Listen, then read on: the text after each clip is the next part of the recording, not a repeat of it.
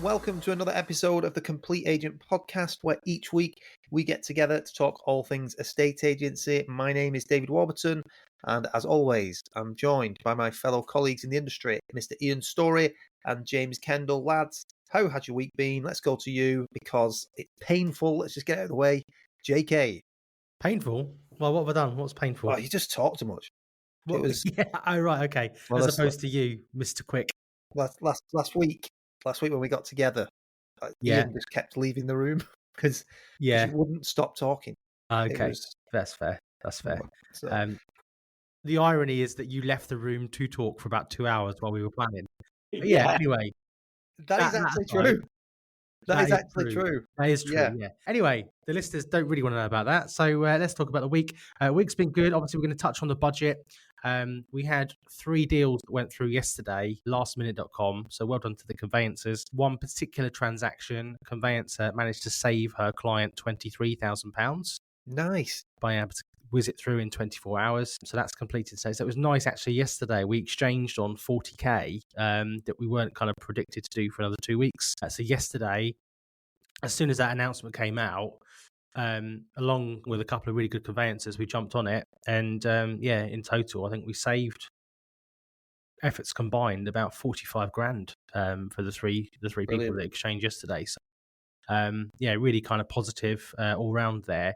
We'll unpack that in a bit. Had a couple of fallers this week. Richard did. That's always painful, but I think they'll resell fairly easily at 800 and a 900.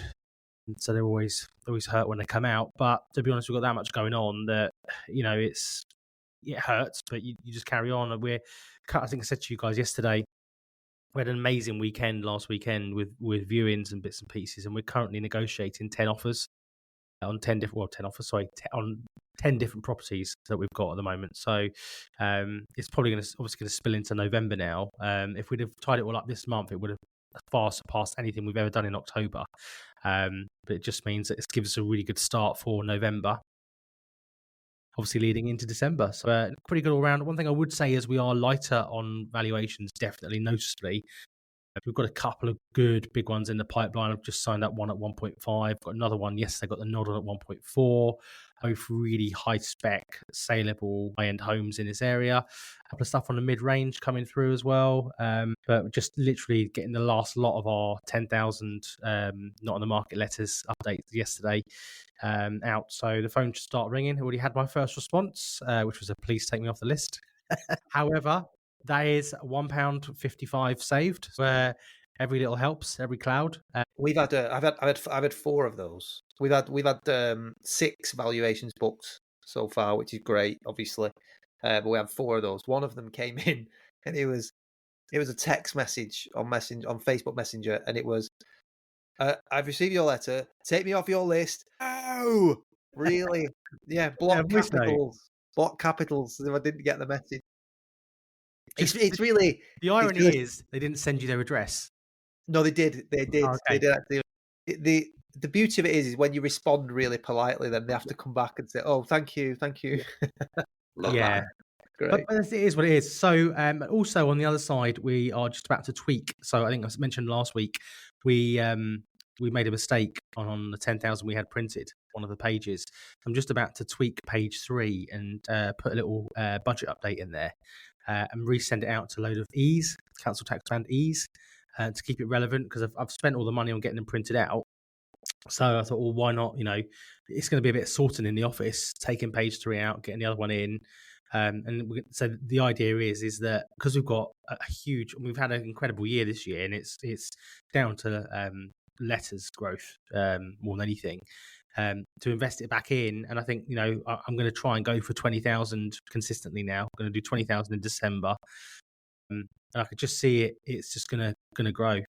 So that's my week. How about you, Mr. Storey? How's your week been? Dave was like, "Oh, it's my turn to talk." No, my turn to talk. We're also going to increase how many letters we send. We're going to double-ish to 10,000. So nice. We've just had 5.5 go out, and we are going to double that to 10 for our end of year update that we'll do, just for the same reasons, really. I mean, why not? It'll bring in more vals, and that'll be a nice problem to have. we're going to, because currently we only send it to houses with names because there's so many of them here.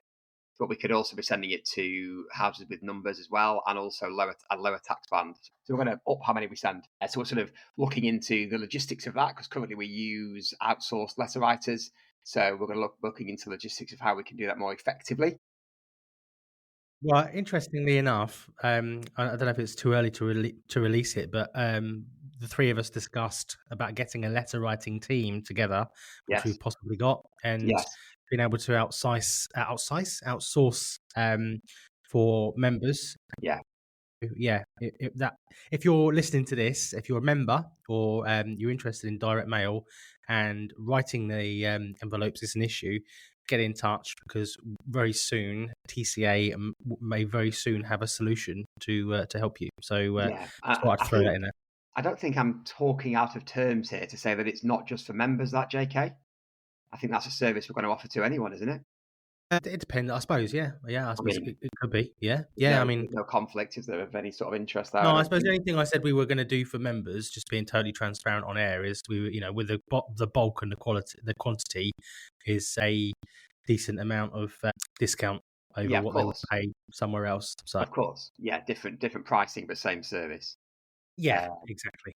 In terms of our week, it has been a bit quieter. It's interesting. We've been a bit quieter on vowels, although, do you know what? It's been quite nice, really. I did a 2 million one on Monday that I think I got, really nice local landmark type property. Another 2 million one that I also think I got. I mean, they're exciting when you think you've got them, but selling them might not be quite as exciting. But nevertheless, I feel like I've had a bit more time, which has been nice. It's been nice, really. We have had a provisional sale on one agreed at 685. I literally just saw one this morning at 456. Nice. Just lower end for us, but brilliant. 2% on that. Nice fee. Lovely sort of little modern detached in a nice village. And Phil's got a couple of bits bubbling away. But generally speaking, feels a bit quieter in terms of vals, although we do have quite a few in shoot. And what we're doing at the moment now is stacking them up for Boxing Day. So we're starting to stack them up now for the Boxing Day launch. We've got a few that are coming through for that. I've got one that I'm doing today, a shoot I'm doing today in Didsbury, which is a really desirable suburb of South Manchester, because they want to buy one over here. Is that David Patch? No, he's the other side. It's a £1.25 million, really nice Victorian house. It's a 40-minute drive for us, but it's a cracker, and they want to buy one near us, and it's all signed up on the full fees. So we're going over there to do that this morning, which is really good. But no, generally good. We've had a real drive on Google reviews recently. So I've got the team trying to pick one person per week they can get a Google review out of. We've really noticed our Google reviews, the amount increase, and we're going to keep on that now all the time. I really want to get that as high as possible, and way higher than any competitors locally. On socials, our socials are absolutely flying. Holly and Scott are in full-on socials mode, and I don't massively touch it anymore. We're now up over 6,000 followers on Facebook, 2,000 Instagram, and we're growing that all the time. Yesterday, me and Phil filmed our first market update in a local cafe. Saw that. Yeah, we're going to do that every 6 weeks in line with the Right Move HPI. We're going to pick a different, probably always a cafe, maybe a restaurant, or maybe a pub, actually, somewhere like that every 6 weeks in the areas that we cover, and film a market update and then put it out, like a conversational discussion of stats and how the market is generally. So we're going to do a full market update, which will be about 10 minutes, and then chop it up into social snippets to put out on socials as well, with subtitles on. So that was good. And having the team behind us means that we can do that, because the guys will book it in, Scott comes along to film it, he edits it. All I do is sit there and talk for 10 minutes. So having that team there it enables us to do that. And then we're definitely getting called to more nicer stuff over $1 million now, where people just think they want to use us before we even get there, really. I'm going to a barn conversion today, lads. Interesting. No way. I know, I've not been to one before, so it'll be quite interesting to see what it's like inside a barn conversion. Mm-hmm. This guy was like, on the phone, I can't find any other agents anywhere close to what you do. Basically, we've got the listing already. Just going to go and see him, sign him up at 2:00 today. So we're definitely getting more. So the brand is much more established now at that higher end. So the consistency is paying off. But overall, good. A little bit quieter on new stuff, but overall, we're going to have a great end to the year. How about you, D-Dub? Yeah, okay. So it's been like you guys, really, a little bit quieter. I think probably there's a mix of time of year, obviously. Then there was the build up to the budget. there's talks of interest rate drops. There's quite a few different economic factors, isn't there? Say that again, sorry? Half term. Half term. But it's been steady in terms of things getting booked in. So as you said, the letters have landed. We managed to get ours out quite sharpish, and we're booking stuff in. We've booked 6 already. I've had a text message last night from someone saying, "Can we have a chat tomorrow?" So I'm going to give him a ring this morning. So things are getting booked in. A bit like you, Ian, we're getting to that point in time, I think, where you have to have these conversations with people as to whether you think it's right for them to go to the market right now, just with it being a bit quieter. Yeah, I would always say, and always when I get asked this question a lot by homeowners, when is the best time to sell? Should I wait until the new year, etc.? The answer is always, if you need to sell now, you need to sell now. There'll always be a buyer out there if it's marketed correctly and priced correctly. But I think there's no getting away from the fact as you approach December, it is going to just get a bit quieter. So the advice usually is, let's get all your stuff done before the end of November and see if we can get you into our sort of Christmas launch, if you like, between Christmas and New Year, which is something that we're also working on at the moment. We've got a couple ready to do that. So overall, not bad. Couple of trickier exchanges. Sorry, I've had a couple of good exchanges go. Some tricky sales at the moment. I'm trying to get things over the line. But, overall, it's steady. And a bit like you, the last 2 or 3 weeks have been a lot quieter than I have had, certainly throughout August, September. September was ridiculously busy. So to have a quieter October but still be busy, it was quite nice. And it's given me a bit of time to take stock and make some plans moving forward. So, yeah, all good, lads. So should we unpack the budget then and talk about? Yeah, I think that's it. The first thing to do, obviously, is talk about the budget, isn't it? It's very fresh. I noticed we've all put our posts out straight away on the back of that. JK, you were quick to act yesterday and help out a few of the members at TCA, which was good of you. Thank you. I did a little blog last night for the website as well.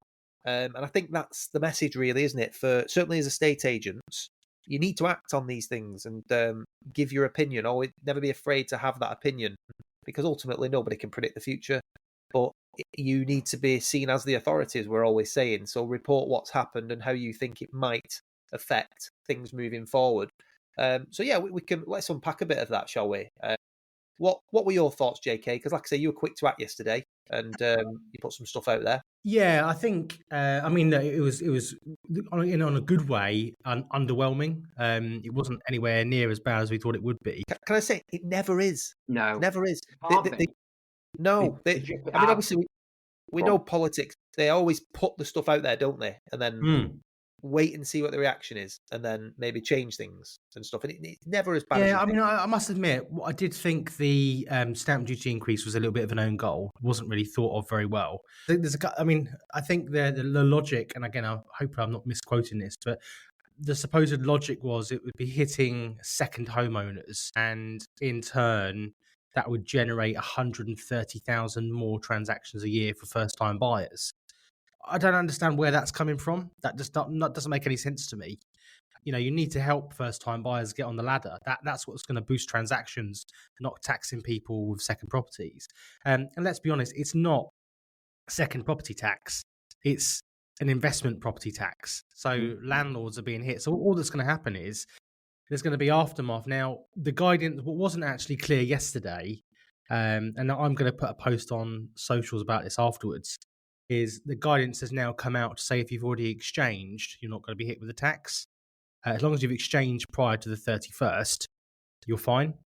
If you exchange after, then obviously it's going to become an issue. So completing yesterday wasn't necessarily necessary, but as long as you exchange yesterday, you're absolutely fine. Even that though, JK, they should have put some relief in place for people who have. No, I agree. Who have had sales agreed and confirm it on the memorandum of sale. It's ridiculous. They did it throughout COVID. Yeah. They help people with COVID with that. They should have done that as well. I've got a guy. I mean, it's at the higher end of the market, so a lot of people will have sympathy for them. But he's paying 1.27 million for a house, and his stamp duty has just gone up 25 grand. He's buying it. It is a second home initially. So he's now got to pay an extra 26,000 pounds. It's just unbelievable. I mean, like I say, he should be. They've had this sale agreed for a couple of months now. He's agreed it before anything's changed. Why should he get penalised now, midway through the transaction? The knock-on effect of that isn't just him paying the extra 25, 26 grand. What about if he's in a chain and the rest of the people that might be impacted if someone has to pull out? What about the agents that have put a lot of work in and stand not to get paid? Yeah. There's little thought goes into to that sort of thing as well, and they should have definitely given some relief. Yeah.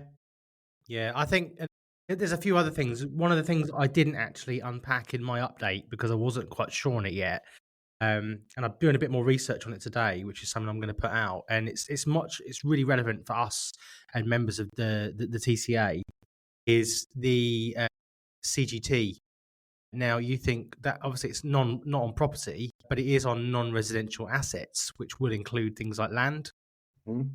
So anyone that's got, say, over 0.5 hectares, which I think is the basic amount for, again, please don't sue my ass, and because it's I think it's PRR, isn't it? Private residence relief, it's called, and it covers the house and up to 0.5 hectares is about 1.25 acres. If you've got a house with land that you're selling, it's going to attract CGT. And obviously, with the new rates that are in place, a lot depends on what's been gained. But let's say, for example, if someone's gained £1 million and they're a higher rate, on the higher rate, they're now looking at an increase of 40 grand as opposed to. So let's say it was, I don't know, a gain of £1 million. Previously, on the higher rate, they'd be paid 200 grand. Now they'd be paying around 240. So there's a lot, and it's frustrating because I'm currently negotiating on a house sale at the moment that's 3.5 million, and they've just been the seller's going to be hit and the buyer's going to be hit, because we've got obviously CGT is one thing, but also the stamp duty increase is effectively on 3.5 million. I think it's about another 70 grand. I was actually recommended by someone I trust hugely in the industry, which is Stephen Brown. He said to check you guys out. We got chatting and it felt like something we could learn a lot from, Zoe and myself. So just briefly, for someone who was thinking of joining a complete agent, what would your advice be to them? Have a chat with you guys. Make sure it's right for them. Make sure they're going to get what they think they're going to get, or what they're actually looking for, and then do it.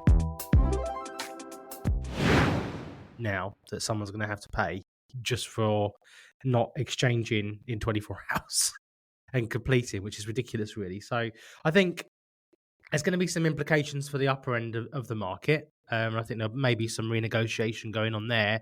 And I think how things are played in terms of land is going to be interesting to see how that plays out with the new CGT rules. Other than that, underwhelming. I think life will go on. The stamp duty for investors, I think, will be interesting. If you think your average investment property is what, $250,000, $250,000, so investors are going to be seeing a 5k increase in their stamp duty. How do I think this is going to affect the market? Personally, I think it will just be absorbed by the seller. I think the investors will just neg 5k. And I think that the people that will lose out ultimately in this budget, ironically, are the renters that Rachel, what's her name, says she wants to protect. Yeah, it's ridiculous. Yeah, it's so short-sighted that in relation to landlords, because ultimately that's all they'll end up doing. There'll be a lot of landlords leaving the market. We've already seen that. So a lot of landlords will leave the market. There'll be less available stock. And ultimately, all it's going to do is push rental prices up for renters. I was quite glad, though. One thing I was quite glad they didn't do is CGT on resi, because if they'd have done CGT on resi, a lot of the old school landlords, like old money that own properties in their own names rather than in companies, they would have been the ones that would have been hit. And I could just seen a lot of rental properties come into the market as a result. I mean, we're already seeing it already anyway, where landlords are losing all of their. I mean, I don't do lettings, and I'm not involved in investments by any stretch. But obviously, I had to keep my finger on the pulse.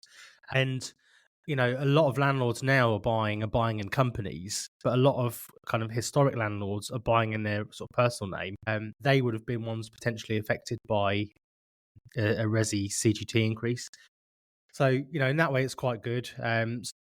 But it just feels like Labour are anti-landlords when the reality is the majority of their voting base are probably people in rented. Yeah. They're trying to protect. Anyway, there we go. Sorry, that was my really long response to your short question. No, what about you, Ian? Any thoughts to add? Oh, please. I mean, I realise that the capital gains changes and the stamp duty changes, particularly the raising of the lower level, which will come in next spring, won't it?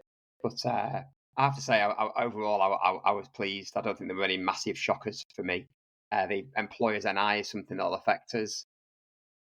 Minimum wage going up, we don't pay anyone minimum wage anyway, so that wouldn't affect us. Overall, I really was pleased. I thought there might have been some changes to higher level stamp duty, when you're just buying a home, but there wasn't. So I don't know. Overall, for me, it felt better than it could have been, and I'm looking forward just to putting it behind us, really moving on in whatever the new norm is.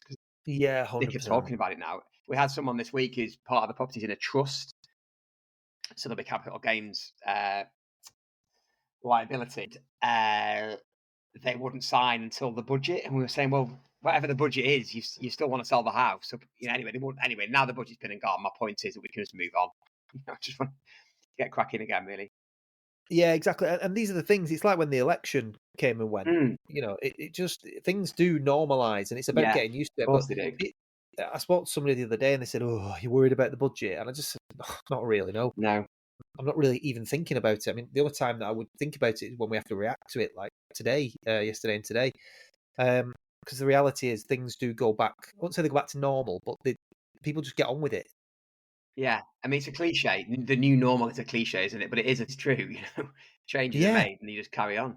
You just carry on. That this is it. Because I was sort of saying to the lady that flagged it, I just sort of said, it's out of my control. I can't do anything about it. So why am I going to sit there worrying about it?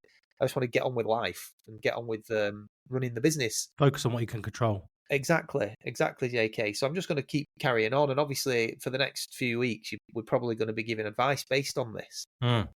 But that's just the norm, isn't it? You just get on with it and adapt. But I think the key is, from an estate agent's point of view, with the budget and any major event that happens, you've got to deliver the news and you've got to have an opinion to continue to stand out and be an authority in your local market. So if you haven't done already, I would seriously consider just having a look at what the budget has said and how that might affect your local market. The other thing as well is when they look at when a lot of the stats and figures are reported on the national news, they are looking at national statistics. So, like for example, you and I, Ian, being up north, the average house prices will be quite a bit lower than they are down south. So it's useful for you to know how that might affect people in pounds and pence when you're talking about the uplift in stamp duty and things like that, and the thresholds for first-time buyers. What does it actually mean in pounds and pence? Because to be quite honest with you, a lot of the time as well, it's not as bad as you think, dare I say it. And it just is what it is. People always need to move. Yeah. People always need to move. That's the point. We've been saying it for 22 years. People always need to move house. So the reasons don't change, do they? That people move. Yeah. And the little sort of blog that I released yesterday, I mixed in a bit of the Rightmove house price index with it, because prior to the budget, in this last sort of 8 weeks since we've had the interest rate drop, there's been some incredible shifts forward, positive steps forward. Yes, we've got stock levels at a 10-year high. Yes, there's more reductions than there's been for some time. 43% of stock has been reduced by 5% or more. But there are more buyers coming to the market, encouraged by the lower base rate. And the likelihood is that next week, when the Bank of England meets, we're going to get another rate drop. But it's not definite now. There's obviously, I think the level of confidence of that having dropped a bit yesterday, but it's still overwhelmingly in favour of an interest rate drop. Certainly, most things that you're reading at the moment. And again, in my experience, when that happens, generally, there's more buoyancy in the market. So I think everything's going to be the same. Homeowners need to be realistic with the pricing. The marketing needs to be really good. And then you just need to manage the listing the same, because we don't know how it's going to affect property prices, but we already know that they need cutting a little bit. So it might make it a little bit more challenging on the surface, but I just think it'll get back to normal really Do you remember quickly. when the stamp duty threshold was at 250 and it doubled straight away above 250? Remember when it used to be like that? And I remember when they changed that, and then when they brought in the stamp duty savings during COVID, then when they changed that, everyone was worried. And look at us now. I mean, I was doing some data yesterday on a couple of areas near us, looking at the growth in the last 5 years, 24% growth in one I'm going to today, 37% growth in one I went to earlier in the week in the last 5 years. So long term, it's always fine, isn't it? You just got to. And again, it's about delivering that news, though, Ian. I was at a valuation yesterday afternoon, and there's a couple of houses sticking on their development, and the market in this particular area from January 2020 throughout COVID had gone up close to 40% in this immediate postcode area, which is huge, more than 10 years worth of growth there. But then when you look at the peak, which was the middle of last year, to now, it's dropped back 16%. So, and they hadn't been told this, and I'm saying that's why these properties are not shifting, because they are being valued based on outdated data. And all this will be the same. All of this will be the same. We just don't know how it's going to affect things. When you start worrying about it and overthinking it, then it will start to cause you problems. Yeah. I mean, just something to pick up on there that you've just mentioned about quality of marketing. We've got two that we've just sold quickly recently. One that I've just sold today, 456. That was on another agent before, was at 460 for 3 months. I think they had 2 viewings, no offers, one at 460. We've put it back on with our marketing, offers of 450. We've sold it at 456 in 10 days. The seller is absolutely over the moon. Our fee will be double what the previous agent's fee was. Another one, 800 grand. It's a barn conversion, lads. Yes. It was on with an agent before, was at 800, same price, something like 4 months on the market. Not many viewings, no offers. We put it on at 800, sold it for 820 in about 2 weeks. It's crazy, isn't it? But the quality of the marketing is huge. And I've always got this thing in my head of like, I hate the thought of people changing agents. I just hate the thought of it. But I think ultimately, when you look at the quality of our marketing, and you two are the same, home sellers must sit there and look at the quality of their marketing with us and think, God, this looks fucking amazing. Well, are they actually going to change? I keep telling myself, are they actually going to change if you're in touch with them and the marketing's amazing and you're being honest? What does frustrate me though about sellers sometimes is that, so we had just had it. I don't know if you saw me on my phone there a second ago. One of our clients is trying to neg us on the fee. Oh yeah, you told us about this, yeah. And he said, well, we haven't got quite what we want for our house, and obviously we're now going to have to buy the next house, and we're going to be a bit of a loss, and your commission rate isn't competitive with others in the area.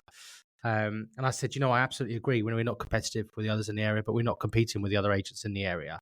However, what I would say, because their argument is they're talking about their house at one price, and unfortunately the market hasn't agreed with the price the original agent set, and now they're saying to us, well, we thought we were going to sell for 100k more than we've actually sold for.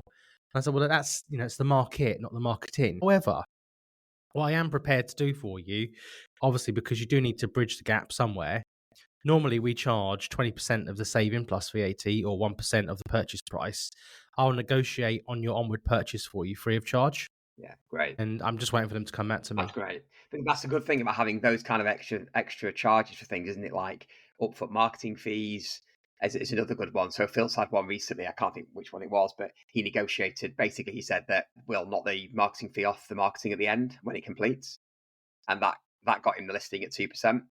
And we don't like doing that, but we'd much prefer to do that than to negotiate on the 2%. So having those extra things in there really helps you maintain 2%, I find. Well, he's just come back to me and said, okay, thank you. Please, can you contact the agent for me? Brilliant. So, someone there's trying to negotiate 0.5% off the fee. And then for the sake of a few phone calls and a bit of a value add, we've retained the fee. He's happy. I'll bridge the gap because the other agent's weak, in the nicest way. So sorry if you're listening to this. I don't know who they are. To be fair, the agent that it is, I think there is a couple of local agents actually that do listen to this, that are decent agents. The agent in question here, not going to say too much, but put it this way, they're the kind of agent that a floor plan is optional. Yeah. Put it that way. God. Yeah, exactly. We've had one this week. Very, very quickly, just to tell you that I've been trying to save since last Friday. The guy at the bottom said he was pulling out. He's a real loose cannon, and I don't trust him not to. Anyway, we're in a chain. The agent above us is good. He really, really communicated. We're just trying to get it exchanged. Spoke to the agent at the top the other day, which is a part of a national franchise network. She basically doesn't care about her client's sale falling through. I said to her, well, I think I do think there's a risk of it falling through. And she said, well, falls through, doesn't it? I mean, fucking hell, you feel like screaming at them, don't you? They just basically don't care. She didn't care. I mean, we're still it's still not sorted now, but having agents like that in the chain makes it so hard. And I just feel like driving around to the house for the client and telling them what I think of their agent, because they risk it falling through because they just don't give a shit, But anyway, should we move on to this week's topic, chaps? Yeah, so we wanted to talk, didn't we, about quite relevant to what we've just been discussing, really, but pricing to sell, not pricing to list, because there is a lot of that going on at the moment. And I've spoken to a few people recently who are sat with a lot of stock that they took on, and I think knowingly took them at prices they weren't necessarily comfortable with a view to managing them down, which is, it's not, don't get me wrong, it's not, as an estate agent, it's not the worst strategy in the world if you are doing it correctly and ethically, because ultimately, as we always say, lads, it's the market that values the home, not us, and you need to be delivering up-to-date market data so that your homeowners can make informed decisions. But there has to be, I think, a cut-off point whereby you don't take the listing. It invites pressure, stress for not just you, but for the team as well, knowing that it'll never sell. I think there's a balance between getting the price, slightly higher than you would have wanted, and managing expectations maybe, and just sticking it on there and hoping for the best, isn't there? Yeah. And I think that's what a lot do. And there's no question that there's so much of that going on at the moment. I mean, the stats back it up. As I said earlier on, 43% of houses have been reduced by at least 5% or more just to attract interest, a stat revealed by Zoopla.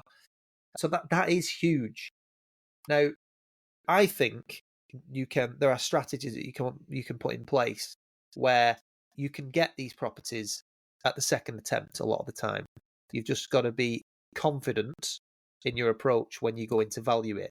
I mean, I think I'm right in saying all three of those lads, we've all walked away from listings. I'm quite vocal about it, really. I do say to clients in valuations that if we're not on the same page, if we're miles apart, I will shake your hand and wish you the best of luck, and I'll keep in touch with you, and I'll be here if you need me. But I don't want to take something on necessarily that I don't think will sell at some point, at the very least. The homeowner has to be on the same wavelength, otherwise it's a complete waste of time, and you do always run the risk of losing it. So I'll throw it back. What are your thoughts? Price to list versus price to sell. Ian, let's go to you, mate. Well, I don't call it price to list. I call it overvaluing, because that's what it is. That's what it is.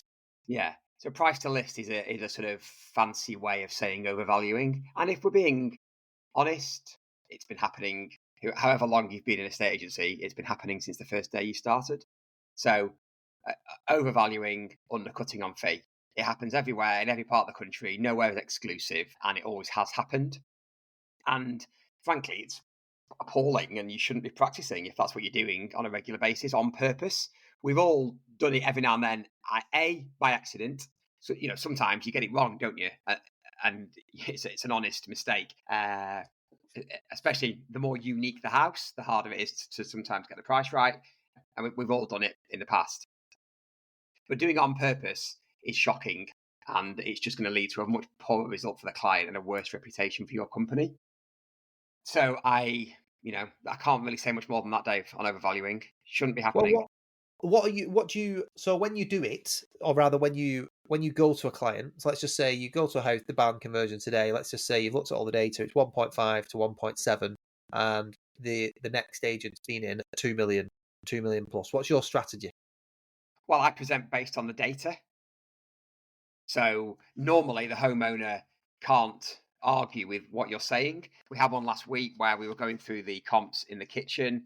So you're scrolling through Rightmove Plus and you're clicking on the different links, to show the floor plans and the different photographs. And by doing it that way, I think it really brings it to life. And I said basically, this is the one that we're going to today in Didsbury. So other agents had said 1.4. I don't know, when I heard 1.4, I thought, it must be detached. Anyway, looked at it and it's a semi. And for that area, that's a lot. So I thought, something doesn't seem right there. So went with the client in the kitchen to have the iPad, and I was showing him the other properties around him that had sold at that kind of level that were 1.4 or above, and they were all detached. And it was a moment of realization on his face when he was looking at it on the screen in front of him. I was saying, look at this one. Oh, he said, that's a nice address. That's detached. Oh, this is a nice one. I said, look. And it was a real moment of realization for him. So I think by showing it, by demonstrating it in that way, you should be able to get across to the client that what the other agent said is not, is not realistic. So in the instance, quite often they don't have data to back up what they've said, I find. So I said to the client, I said, well, where can you show me I do say data quite a lot now, but what I really mean is comps, isn't it? Can you show me the data? Can you show me the comparable properties they've left with you, John, to demonstrate the price? And normally they've never left anything at all. Or best price guide. Yeah, well, even then, JK, they hadn't left a best price guide. And so I said to the client in the val, I said, look, there was a moment of realization for him that what I was saying was basically correct. But then I also said to him, look, go back to this agent, who shall remain nameless, go back to this agent and ask for the comps, ask for the proof, ask for the data to back up what you've said, which he did. And they sent him a best price guide, which he emailed to me. And the best price guide that they sent him had all the detached properties on it around 1.4. So I spoke to the client. He said, well, he just sent me a list to prove he was wrong, is what the client said to me. Crazy. So I guess to help people listening, obviously the agents listening. So in that situation then, Ian, let's just say that you're at 1.75 million. The homeowner has said, yeah, I hear what you're saying, Ian, but ex-estate agents down the road, they just seem so confident that they can get me 2 million. I know what you're saying about the data. They just think that with the type of buyer they can introduce to my home, they can get me 2 million. So I really want to go with you because I love your marketing. Would you take it at 2 million?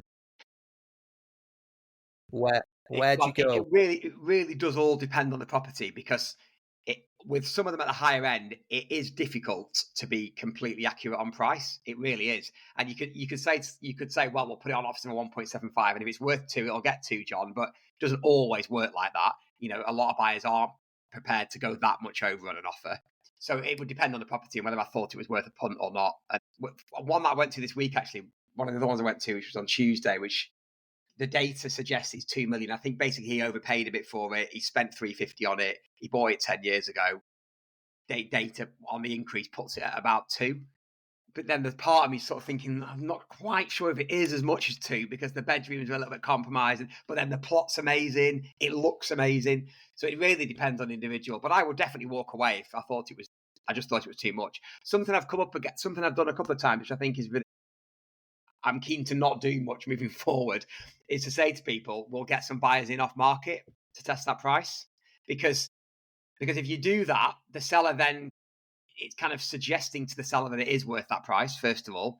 If you then go ahead and create your marketing, or you get a couple of buyers in that don't think it's worth that much, the likelihood is the seller is just going to go ahead with the other agent at 2 mil, and you've lost the listing. So the off-market thing, I haven't had masses of success with it, really, trying to test the price. I don't know about you. And no, I suppose it's just being seen to be doing something, isn't it? Yeah. We've done a few of that, and it's led to be honest, it's led to getting the full listing anyway. But yeah, I think going back to what you said, I think the top end of the market, I do agree with you. There's always going to be an element of, well, it's even more subjective, isn't it? Because of the high liquidity of what people have. Go on, JK. Smiling away. No, sorry, no. For those playing TCA bingo. There you go. Subjective. Yeah, so it is at the very high end of the market. So let's bring it back to a more sort of an average style listing, maybe. Let's look at £600,000, which a lot of agents will have. At that level, it's way, way easier to be accurate. Way easier. Right. So let's just take it. I guess the point I'm trying to make here is the price to list, price to sell mentality. Like you said, overvaluing. So you go and see a client, it's 600 all day long.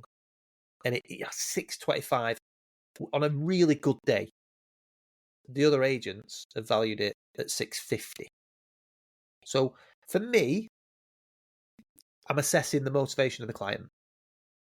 You know, there's part of me that doesn't want that listing sat on my books because it looks silly at 650 and it looks like I'm overvaluing. Does it look silly though at 650 if it could be 625 on a good day?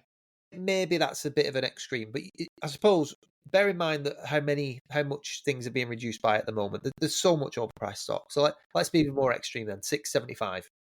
And we just have absolutely no chance. And I don't really want it on my books because I think it's going to be really too high.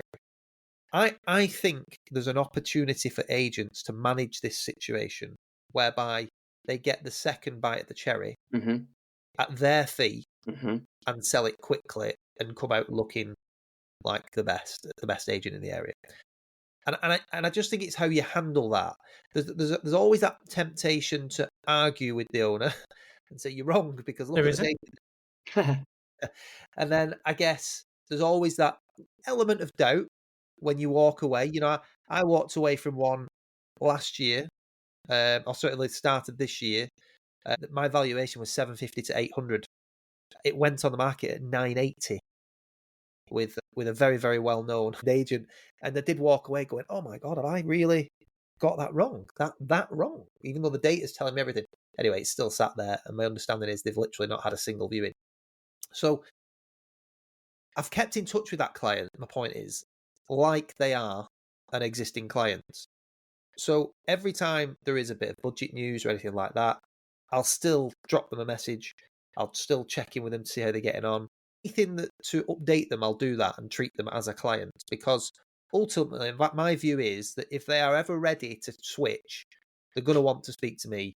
And I don't want them, because I'm sure you've had this in the past as well.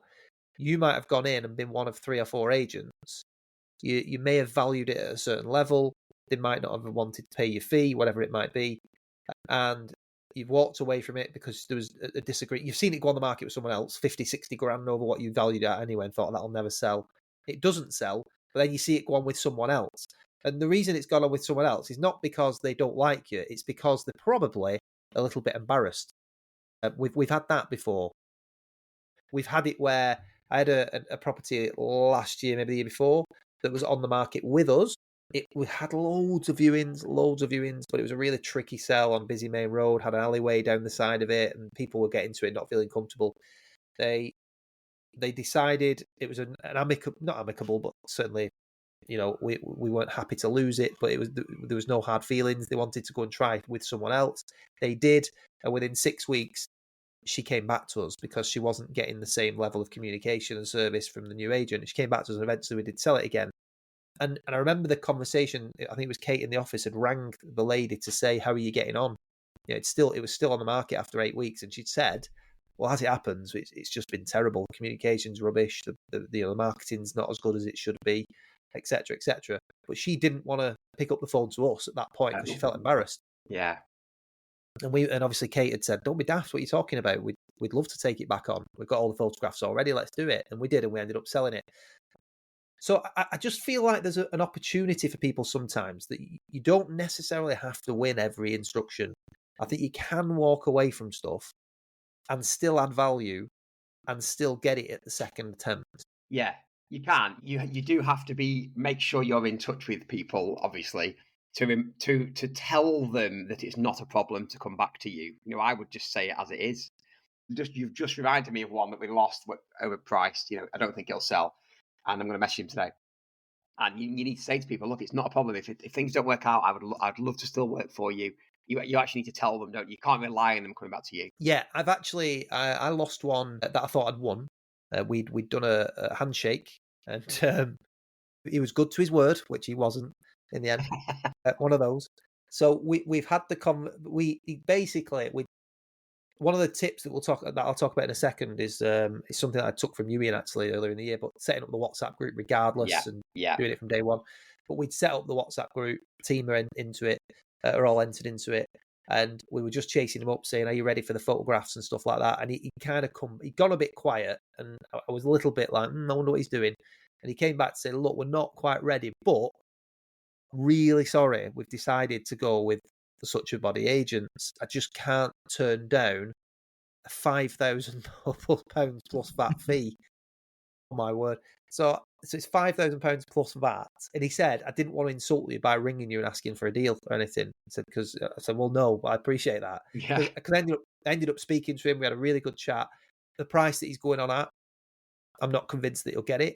So really good chat, really good end to that conversation was, look, I'll keep in touch with you. I'll keep you updated on the market conditions. I'm going to keep an eye on your listing. Give it a few months, see how you get on. And if they sell it for you at the level you want and you pay them £5,000 plus VAT, who am I to complain?